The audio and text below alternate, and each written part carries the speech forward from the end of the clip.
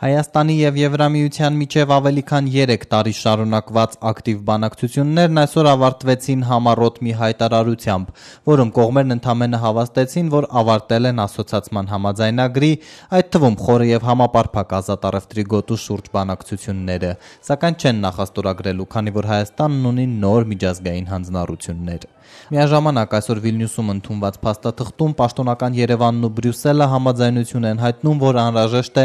արդիականացնել Եվրամիություն-Հայաստան եվրոպական հարևանության քաղաքականության գործողությունների ծրագիրը։ Եվրոպական միությունն ու Հայաստանը ունեն սերտ կապեր և վերահաստատում են իրենց հանձնառությունը ավելի զարգացնել ու ամրապնդել արևելյան գործընկերության շրջանակներում փոխադարձ հետաքրքրություն ներկայացնող բոլոր ոլորտներում համապարփակ համագործակցությունը, նշված է համատեղ հայտարարությունում, հստակեցնելով, որ խոսքը ժողովրդավարական հաստատությունների և դատական համակարգի շարունակական բարելավման, մարդու իրավունքների և օրենքի գերակայությունը խթանելու, արդյունավետ կառավարման, կոռուպցիայի դեմ պայքարի, ինչպես նաև առևտրի ու ներդրումների ընդլայնման համար միջավայրի հետագա կատարելագործման մասին է։ Նախագահ Սերժ Սարգսյանը նույնպես այսօր անդրադարձել է Եվրամիություն-Հայաստան հարաբերություններին, խոստանալով նոր թափ հաղորդել իրականացվող բարեփոխումներին։ Հայաստանը վճռական է շարունակելու Հայաստան-Եվրամիություն հարաբերությունների առանցքը կազմող խորքային և լայնածավալ ինստիտուցիոնալ բարեփոխումները, գագաթնաժողովի ամբիոնից հայտարարել է Սերժ Սարգսյանը։